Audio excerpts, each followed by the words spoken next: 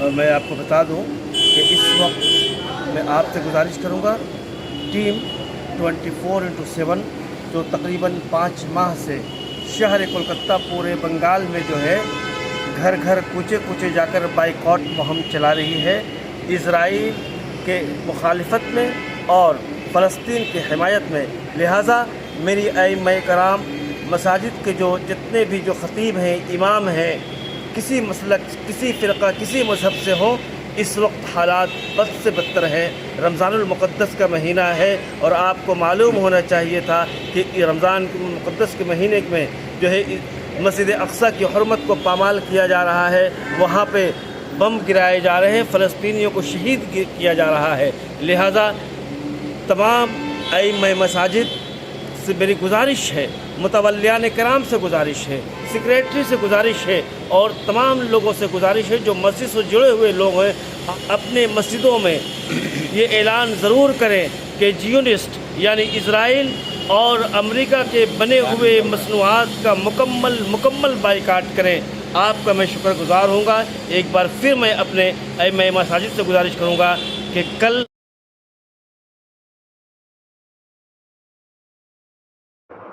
इन दिनों अरसलान रेस्टोरेंट काफ़ी चर्चा में है। इसकी वजह यह है कि ये रेस्टोरेंट जो है वह अपने स्टॉल से, अपने आउटलेट से इस्राएली प्रोडक्ट का प्रोमोट कर रहा है। तो हम इस्राएली प्रोडक्ट का बाइकाट करें और अरसलान का भी बाइकाट करें।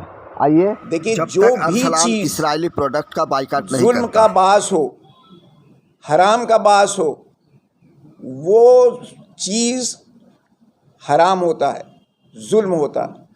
अगर कोको कोला ले के ख़रीदने से या मसनूआत में से इसराइल या अमेरिका के कोई चीज़ ख़रीदते हैं तो इससे क्या होता है कि इसराइल की और अमेरिका की मदद होती है और फ़िलिस्तीनी भाइयों पर जुल्म होता है। और जुल्म के बारे में हदीस में ये है कि जो शख्स जानबूझकर जुल्म करता है या जालिमों का साथ देता है वो खारिज इस्लाम हो जाता है। यानी अगर 2 कदम भी जानबूझकर कोई जालिम के साथ चलता है या जालिम की हिमायत करता है तो इस्लाम से उसका ताल्लुक़ टूट जाता है, ख़त्म हो जाता है। तो हालत ईमान में मुसलमान किसी किस्म का गुनाह नहीं कर सकता। और जो हालत है इस वक्त पूरे फ़िलिस्तीन में या गाज़ा में, उसको अगर मुसलमान जानते हुए उसके अंदर कोई ऐसा काम करता है, बाइकाट नहीं करता है, तो मैं पूरे यकीन के साथ कहता हूँ वो ईमान से खाली है। हालत ईमान में कोई ज़िना नहीं करता, हालत ईमान में कोई हराम काम नहीं करता, हालत ईमान में कोई शराब नहीं पीता। देखिए, अल्लाह के रसूल ने शराब पीने वाले, शराब निचोड़ने वाले, शराब ले जाने वाले, शराब पिलाने वाले, शराब एक जगह से दूसरी जगह ले जाने वाले, वो सब के सब गुनहगार हैं, उन पर अल्लाह और अल्लाह रसूल की लानत है। इसी तरह अगर जुल्म का कोई भी ज़रिया बनता है, कोई शख्स ज़रिया बनता है तो उस पर अल्लाह और अल्लाह के रसूल की लानत है। आज अगर हम कोकोला ख़रीदते हैं तो हम ज़रिया बनते हैं किसके? इसराइल की मदद के। तो जो भी इसराइल की मदद कर रहा है, अमेरिका की मदद कर रहा है, वो ज़रिया बन रहा है। और ज़रिया बनने वाला गुनाहगार होता है किसी भी गुनाह का और उसमें शरीक होता है।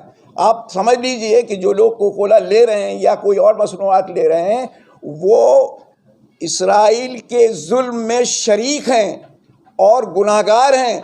उनका गुनाह एक दर्जे तक है। इसराइल का दर्जा अगर 100 है तो इनका 50% है, 60% है, 20%।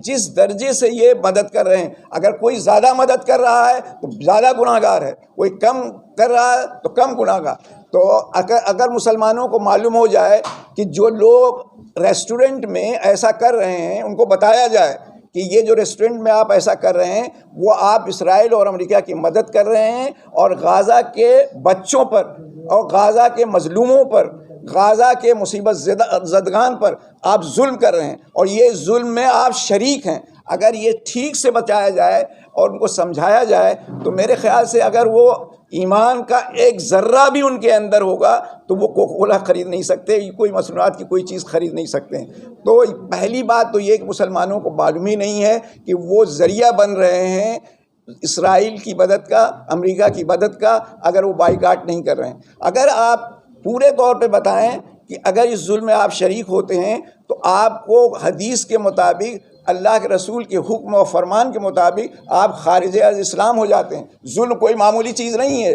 जुल्म करने वाला मुसलमान नहीं हो सकता है। गुनाह में लटपट रहने वाला मुसलमान नहीं हो सकता। तो जो लोग अपने रेस्टोरेंट में तरक्की कर रहे हैं और चाह रहे हैं कि हम तरक्की, उनकी तरक्की नहीं हो रही, उनकी तनज़्ज़ुली हो रही। वो अपने बच्चों पर जुल्म कर रहे हैं, वो अपने ख़ानदान पर जुल्म कर रहे हैं। और हमसे अगर कोई भी रेस्टोरेंट वाले से बातचीत हो तो हम कहेंगे कि आप अपने रेस्टोरेंट पर भी जुल्म कर रहे हैं, अपने रेस्टोरेंट जो चला रहे हैं उस पर भी जुल्म कर रहे हैं। ये ज़रिए हराम हो जाता है। अगर आप हराम में हराम शामिल करते हैं तो हराम हो जाता है। अगर आप इसराइल और अमेरिका का कोई चीज़ लेते हैं और आप अपनी आमदनी में उसको शरीक करते हैं तो वो माल भी हराम हो जाता है। वो माल, लिहाजा ये ठीक से अगर मुसलमानों को बताया जाए कि ये नाफरमानी है अल्लाह और अल्लाह के रसूल की, बाइकाट तो करना ही चाहिए, बल्कि बाइकाट से आगे कोई ज़्यादा चीज़ ये होनी चाहिए कि जो करे उसे बताया जाए, उसको समझाया जाए, और न समझे तो उससे दुश्मनी अख्तियार की जाए, इसलिए कि वो अगर वो दुश्मन है। तो मैंने देखा कि होटलों के पीछे लंबी कतारें लगी हुई हैं। सिर्फ मालकान ही, होटल के मालकान ही मुजरिम नहीं है, ये कस्टमर लोग भी इतने बेगैरत हो चुके हैं, बजाब्ता मुतशर्रे शक्ल में बज़ाहिर दीनदार मालूम हो रहे थे, दाढ़ी, टोपी, कुर्ता पैजामा के अंदर मलबूस, बिल्कुल सफ़ेद।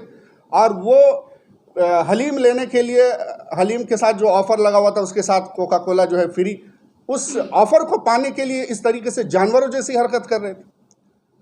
कहाँ चली गई हमारी गैरत? कहाँ चली गई हमारी बेशर्मी? कहाँ चली, किस बेगैरती और बेशर्मी के किस इंतहा तक हम पहुँच गए, इसका अंदाज़ा किया जा सकता है। तो लेकिन एक बात तो ये है कि कंटेंट वो भी देखते हैं जो ये बेच रहे हैं, जो ये फ्री में तमाम चीज़ें बांट रहे हैं। ऐसा नहीं है कि उनके पास इंटरनेट अवेलेबल नहीं है, ऐसा नहीं कि उनके पास न्यूज़ नहीं पहुंचती है। बस मसला ये है कि आप ये सोचें कि हम कहाँ स्टैंड करते हैं। अल्लाह ने आपको सलाहियत दी है कि आप जो है वो बिज़नेस कर रहे हैं, आपके आउटलेट्स हैं, आपने सुपरमार्केट खोल रखी है और आप वहाँ पे ऐसे प्रोडक्ट्स को प्रमोट कर रहे हैं जो कहीं ना कहीं इसका फ़ायदा जो है इसराइल को पहुँचा रहा है। तो आज ज़रूरत ये है कि जो लोग ये वीडियोस देख रहे हैं, हमारा इरादा बिल्कुल भी ये नहीं है कि हम आपको पॉइंट आउट कर रहे हैं या कुछ भी। हमारा इरादा ये है कि आप इस मुहिम में हमारा हिस्सा बनिए। जो भी ये सारे प्रोडक्ट्स बेच रहे हैं, मैं उनसे अपील करती हूँ कि भाई मैं भी आपकी बहन हूँ और फ़लस्तीन में जो आपके मुसलमान भाई बहन मारे जा रहे हैं वो भी आपके भाई बहन हैं। तो मैं आपसे गुजारिश करती हूँ, अगर आपको कुछ चीज़ें नहीं समझ में आ रही है तो हम ओपन डिस्कशन के लिए बिल्कुल ओपन है कि अगर आपको ये समझ नहीं आ रहा है कि ये प्रोडक्ट सही है या नहीं है तो उसके लिए हम जो भी हमारी टीम है वो अवेलेबल है। आप हमें किसी भी ज़रिए से कॉन्टैक्ट कर सकते हैं। और हम यकीन मानिए हर तरह से ये चाहते हैं कि जो भी हमारे मुसलमान भाई हैं वो मुत्तहिद हो। हम किसी को तोड़ना नहीं चाहते। हमारा इरादा ये है कि हम मिलजुल कर इस जो हमने शुरुआत की है और तमाम वर्ल्ड में ये चीज़ें चल रही हैं, जो भी समझदार लोग हैं वो अपनी तरह से कोशिश कर रहे हैं कि इन चीज़ों को बाइकआउट करें। अभी कुछ टाइम पहले एक न्यूज़ आई थी कि कुछ सुपरमार्केट्स हैं पाकिस्तान में जिन्होंने उनके पास जो प्रोडक्ट है वहाँ पे लिख के रखा है that these are Israeli product. वो प्रोडक्ट्स उन्होंने ऑलरेडी परचेज़ किए थे बट उन्होंने वहाँ पे बाइकआउट का निशान अपनी सुपरमार्केट में लगा के रखा है। तो रोज़ी देने वाला अल्लाह है और हम तवक्कुल पे ईमान रखते हैं।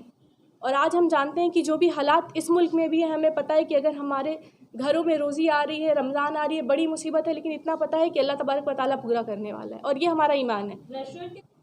अगर अरसलान या कोई भी, हम खुले में बोलते हैं कि कोई भी है, जैसे बार बार अरसलान हुआ तो बोल रहे कोई भी रेस्टोरेंट अगर देते हैं और आप ख़रीदने जाते हैं, अगर वो दे रहे आप उनके सामान लीजिए और उनका प्रोडक्ट जो फ्री है वो वापस कीजिए। उनके मुंह पे शर्म आएगा।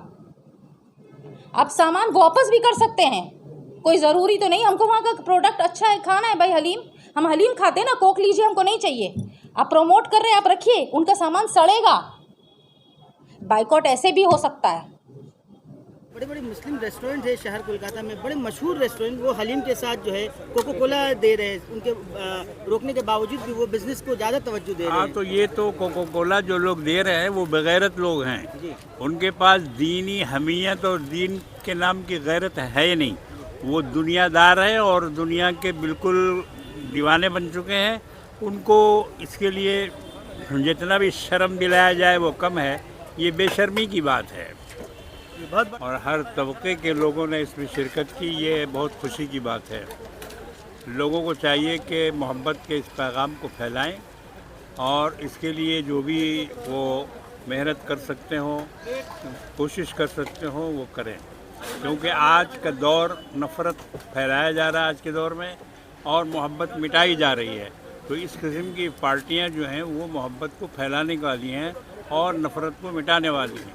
इसलिए जिन लोगों ने ये एहतमाम किया है, मैं उनको मुबारकबाद देता हूँ। लोग जो है ख़ासतौर पर मुस्लिम समुदाय से जो है बॉयकॉट का जो ट्रेंड चलाया जा रहा है, ईद के सिलसिले में काफ़ी सारे लोग जो इजरायली प्रोडक्ट्स इस्तेमाल करें, उन लोगों से क्या अपील करना चाहेंगे? जी, ये तो बहुत अफसोसनाक बात है कि मुस्लिम कौम इस पर ध्यान नहीं दे रही है और उसको वो बाइकाट का जो बार बार ऐलान किया गया, कम से कम 7-8 महीने से ऐलान किया जा रहा है कि भाई आप लोग इस्राएली प्रोडक्ट का बाइकाट कीजिए, क्योंकि ये रकम वहाँ जा रही है जहाँ इंसानों को, फ़लस्तीनियों को मारा जा रहा है, उनके घर गिराए जा रहे हैं, उनके बच्चों को शहीद किया जा रहा है। तो आपकी ये रकम वहाँ इस्तेमाल हो रही है, इसलिए आप इनकी मसनूआत का बाइकाट कीजिए। लेकिन आज भी कुछ लोग ऐसे हैं जो वो बाइकाट नहीं कर रहे हैं।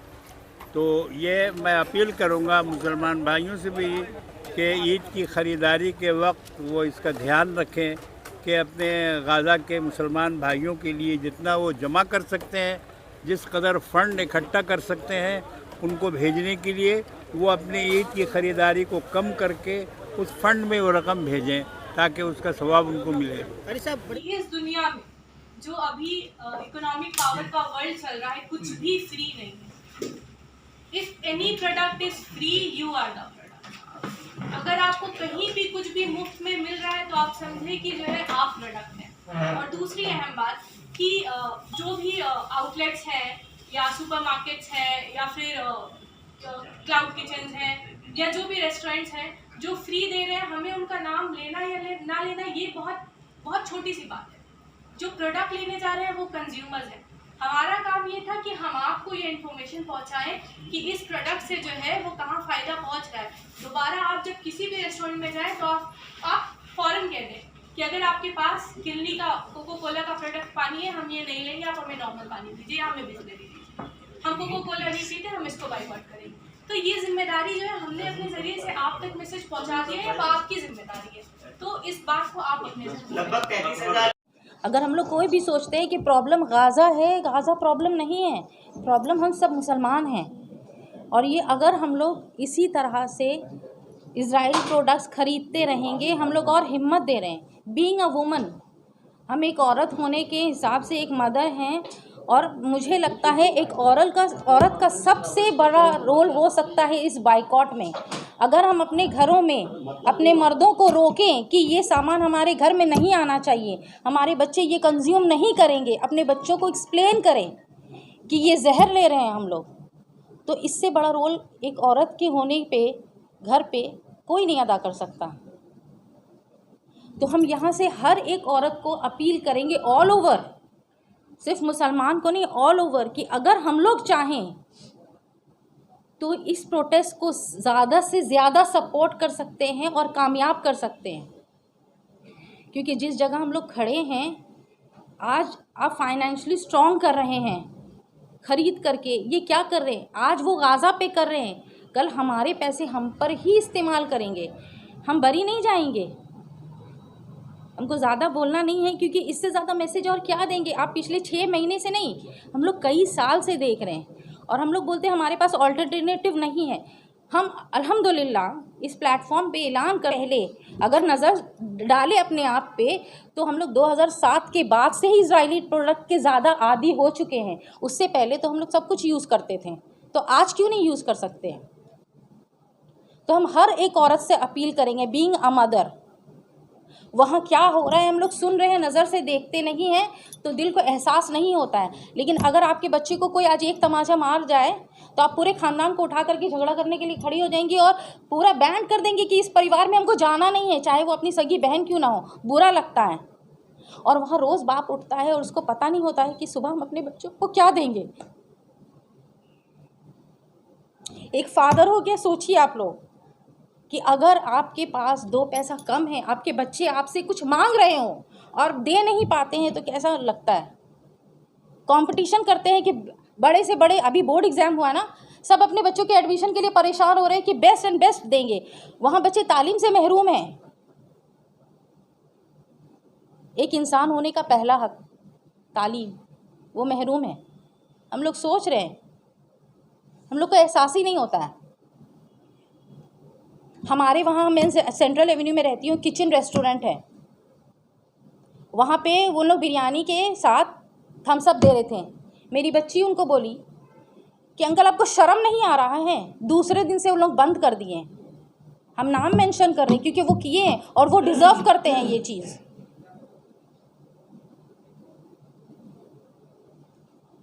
और आप अपने बच्चों को समझाएंगे ना कि ये नहीं, आज बच्चे रिएक्ट करते हैं, बच्चों को पता है हम बड़े हैं बदतमीज़,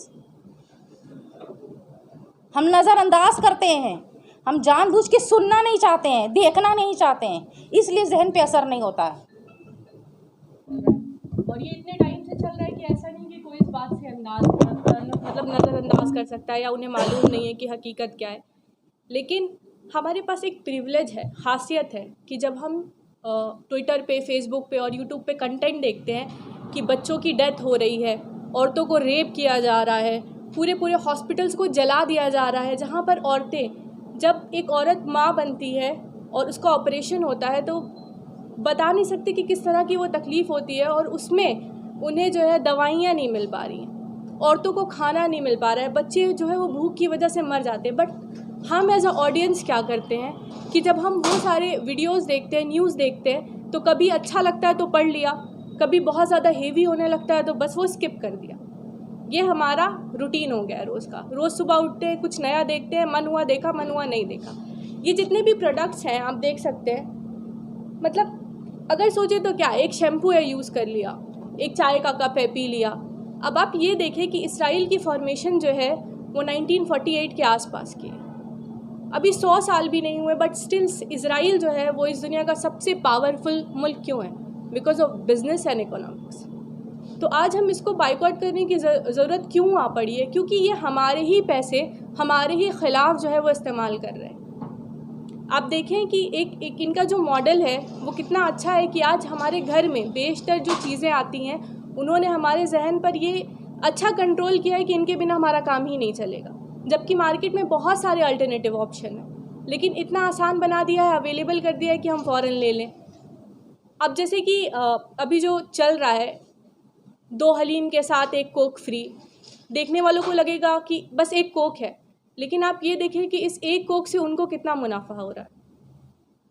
और उस मुनाफे को रोकने के लिए आज हमारी ज़रूरत ये है कि हम एक तरफ़ा जो है इन सारी चीज़ों को बाइकआउट करें। इनसे हमारी ज़िंदगी पर कोई ख़ास फ़र्क नहीं पड़ेगा, लेकिन फ़लस्तीन के मुसलमानों के लिए बहुत बड़ी मदद होगी। एक हदीस है, शायद हुज़ूर अकरम सल्लल्लाहु अलैहि वसल्लम फरमाते हैं कि आपस में मोमिन का रिश्ता कैसा हो, जैसा आपके हाथ और आपकी आँखें होती हैं। जब आपकी बॉडी में कहीं भी चोट लगती है तो आपकी आँखों से आंसू निकलता है और आपके हाथ उसको पोंछने के लिए उठते हैं। तो एज अ उम्मा हम कुछ नहीं कर सकते, बट एक बात, एक क्लियर मैसेज जो है वो बिल्कुल जाना चाहिए कि हम एक उम्मत है, एक बॉडी हैं, अक्रॉस बॉर्डर्स, अक्रॉस नेशन हम एक हैं। और अगर किसी के साथ भी जुल्म और ज़्यादती होती है तो हम उसके लिए आवाज़ उठाएंगे और अपनी कैपेसिटी में जो चीज़ें हम वो करेंगे, और ये हमारी कैपेसिटी में है। तो अल्लाह तबारक व तआला ये हमसे पूछेगा कि ठीक है, आपके पास पावर नहीं थी, आपके पास नहीं थी दौलत की आप मदद कर पाते, लेकिन आपकी कैपेसिटी में ये था कि आप ये एक चीज़ जो है, ये जो प्रोडक्ट्स है, आप नहीं खरीद के कोई और अल्टरनेटिव प्रोडक्ट यूज़ कर सकते थे, तो आपने ये क्यों नहीं किया? तो अल्लाह तबारक व तआला आपसे ये सवाल पूछेगा, तो बरोज़े हश्र के लिए अपने आप को तैयार कीजिए। और मेरे ज़्यादा बोलने से फ़र्क इसलिए भी नहीं पड़ेगा क्योंकि रोज़ हम सुबह उठ के कटी हुई लाशें देखते हैं, छोटे छोटे बच्चों को भूख से तड़पता हुआ देखते हैं, माओं को बिलबिलाता देखते हैं, और उनका ईमान देखिए कि इस हालत में भी वो रमज़ान के रोज़े रख रहे हैं। तो इतना सब कुछ देखने के बाद भी अगर हमारी आंखें नहीं खुलेंगी तो शायद किसी और चीज़ से नहीं खुलेंगी। तो ये जो हमारी आदत है कि हम चीज़ों को स्किप करते हैं, इसके बारे में गहराई से सोचें और ये सोचें कि हम यहाँ बैठकर उनके लिए दुआ करें और साथ साथ कैसे हम उनको मदद पहुँचा सकते हैं। तो फ़िलहाल जो हमारे हाथ में ये है कि हम ये सारे प्रोडक्ट्स जो है वो बाइकाट करें, तो हम ये काम जो है वो अंजाम दें। बहुत से आमतुल मुस्लिमीन के एक फ़र्द से गुजारिश करेंगे कि अपने मज़लूम भाइयों, फ़लस्तीन, गज़ा और फ़लस्तीन के मज़लूम भाइयों और बहनों के लिए दुआ करें उनके लिए। दुआ के साथ साथ आपको तदबीर भी करनी है, दवा भी करनी है। दवा यही है, इस वक्त की दवा, सबसे बड़ी दवा यही है कि आप जालिम इसराइलियों का साथ देना छोड़ दें, जानते हुए दानिस्ता तरीके पर या नादानिस्ता तरीके पर। अगर कोई नादानिस्ता तरीके पर कर रहा है, उसको मालूम नहीं था, उसको इल्म नहीं था, तो अल्लाह माफ़ करने वाला है। लेकिन दानिस्ता तरीके पर कर रहे हैं तो अब भी वक्त है, आप तौबा कर लें, वरना आपका हशर क्या होगा कल क़यामत के दिन। खुदा न खास्ता खून में तरपता हुआ हमारा मासूम बच्चा अगर जो है वो गज़ा का मासूम बच्चा अगर खड़े होकर के हमारे ख़िलाफ़ अगर फरियाद कर देता है अल्लाह के बारगाह में, तो उस वक्त हम क्या जवाब देंगे? उस दिन को एहसास करें। तो भाई की मदद करो, चाहे वो जालिम हो या मज़लूम। तो ये एक हदीस है, इसकी तशरीह में। तो जालिमों की मदद ये है कि उसको उसके पंजे को मरोड़ा जाए। तो हम यहाँ पर हिंदुस्तान में बैठ कर के हम तो कुछ नहीं कर सकते, उनके साथ शाना बशाना नहीं लड़ सकते अपने गज़ा के मासूम भाइयों के साथ। उनकी बहनों की इज़्ज़त व आबरू का फरीज़ा फ़िज़िकली वहाँ पर जा कर के जो है हम उस फरीज़े को अंजाम नहीं दे सकते। इतना तो कर सकते हैं कि उसकी जो इकोनॉमिक जो मामला है, उनके जो माशी जो बाइकाट का मामला है, माशी तौर पर अगर हम नुकसान पहुंचा सकते हैं, हमारे बस में अगर 1 रुपये का भी अगर नुकसान पहुंचाने का अगर हमारे अंदर अहलियत सलाहियत है तो हमें ज़रूर पहुंचाना चाहिए। पहुंचाना जो है हमारा फ़रीज़ा है। अगर ये गैरत अगर हमारे अंदर हैं तो हम मुसलमान हैं, अगर ये गैरत हमारे अंदर नहीं है तो हम मुसलमान नहीं है। तो खुदा के वास्ते कोका कोला, पेप्सी और इस तरह की जो हमारे भाइयों ने के ज़रिए से हम उम्मत मुस्लिमा से ये अपील करना चाहेंगे और उन्हें ये एहसास कराना, अपना दीनी और अखलाक़ी फ़रीज़ा समझते हुए हम उन्हें याद दिलाना चाहेंगे कि आप ज़रा एहसास करें, ए उम्मत मुस्लिमा, ज़रा एहसास करो और ज़रा अपनी पिछली तारीख़ को देखो कि तुम्हारी पिछली तारीख़ क्या रही है। हज्जाज बिन यूसुफ़ का नाम हर एक शख्स जानता है। हज्जाज बिन यूसुफ़ एक जालिम और खूनखार ये गवर्नर था, जालिम और खूनखार गवर्नर था जो कूफा का गवर्नर था। सन 92 हिजरी की बात है। सन 92 हिजरी के अंदर जब इस्लामी फ़ौज मुख्तलिफ़ महाज़ों पर सरगर्म थी, तुर्किस्तान के अंदर उनकी फ़ौज मुकम्मल तौर पर बिज़ी थी। इसी तरीके से फ्रांस और जर्मन की तरफ भी जो है वहाँ की फ़ौज पेशकदमी कर रही थी।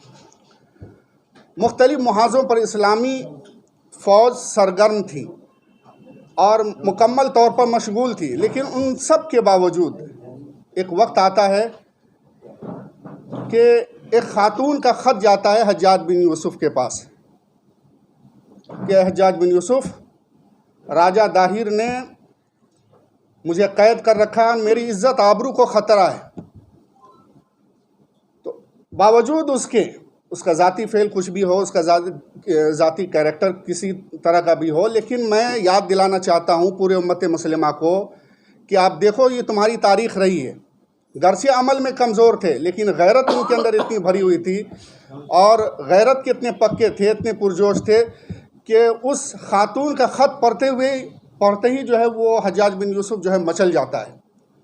और तारीख़ नवीसों ने लिखा है कि वो अपनी जगह से जो है टहलने लगता है मारे गैरत के और जोश के, और ये कहता है कि जिसने भी ये हरकत की है उसकी हम ईंट से ईंट बजा देंगे। उसी वक्त 7000 का लश्कर, 7000 की तादाद में इस्लामी फ़ौज मोहम्मद इब्न कासिम रहमतुल्लाह अलैह की क़यादत में जो है वो भेजती और फिर उस राजा दाहिर के ख़िलाफ़ जो कुछ भी होता है और जिस तरीके से उसे जहन्नुम रसीद किया जाता है और जो भी है, तो ये तारीख़ का हिस्सा है। मैं तारीख़ ये रही है, अगर इस मार बहनों की इज़्ज़त व आबरू का मामला हो या हमारे बच्चों के ऊपर अगर किसी तरह का जुल्म का मामला हो तो उनका रवैया इस तरह से होता था। लेकिन आज क्या हो गया तुम्हें, क्या हो गया? मैं गुज़िश्ता 2 दिन कबल जो है गुज़र रहा था अपने दोस्त अहबाब के साथ, तो हमने देखा है कि मैं होटल का नाम मेंशन करना मैं मुनासिब नहीं समझता। हालत ईमान में कोई भी मुसलमान किसी किस्म का जुल्म या गुनाह या नाइंसाफ़ी या ज़्यादती नहीं कर सकता। जो लोग इस वक्त जानते हुए कि फ़लस्तीन में क्या हो रहा है और किस तरह इंसानियत का खून हो रहा है, वो इसराइल की मसनूआत या अमेरिका की मसनूआत को अगर बाइकाट नहीं कर रहे हैं तो मेरे नज़दीक वो अल्लाह और अल्लाह के रसूल की नाफरमानी कर रहे हैं। इसलिए कि हुक्म है अल्लाह की तरफ से कि नेक और परहेज़गारी के कामों में ताउन करो, हिमायत करो, और जो काम गुनाह का है, ज़्यादती का है, जुल्म का है, उसमें अदम ताउन करो, उसमें कोई हिमायत, कोई ताउन नहीं करो।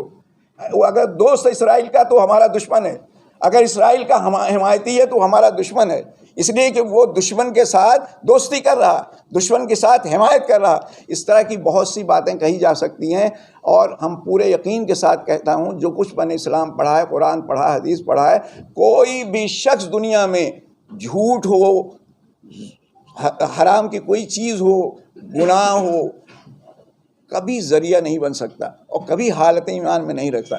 हालत ईमान में आदमी ज़िना नहीं कर सकता, हालत ईमान में आदमी झूठ नहीं बोल सकता, हालत ईमान में आदमी जुल्म नहीं कर सकता। हालत ईमान में यकीन के साथ कहता हूँ, जिसके पास ईमान होगा वो कभी नहीं खरीद सकता। ईमान से खाली लोग ही ये कर सकते हैं। अपील करने की ज़रूरत नहीं है, उनसे कहने की ज़रूरत नहीं है, उनको बताना है कि आप अल्लाह और अल्लाह के रसूल, सूद कोई खा रहा है उसे आप अपील करेंगे कि सूद मत खाइए। कुरान ने तो ये लिख दिया है कि जो लोग ऐसा कर रहे हैं वो अल्लाह और अल्लाह के रसूल के साथ जंग करने के लिए तैयार हैं। मेरा अपना ख्याल है कि जो लोग ऐसा कर रहे हैं, बाइकाट नहीं कर रहे हैं, वो अल्लाह और अल्लाह के रसूल से जंग कर रहे हैं, वो इसराइल की हिमायत कर रहे हैं और फ़िलिस्तीन और गाज़ा के लोगों के ख़िलाफ़ जंग कर रहे हैं। और ये जंग काबिल मज़म्मत है, काबिल नफ़रत है, और ऐसे लोगों को बता देना है कि आप खारिज इस्लाम हो जाते हैं, आप हालत ईमान से खारिज हो जाते हैं। आखिर दुआ अल्हम्दुलिल्लाह रब्बिल आलमीन।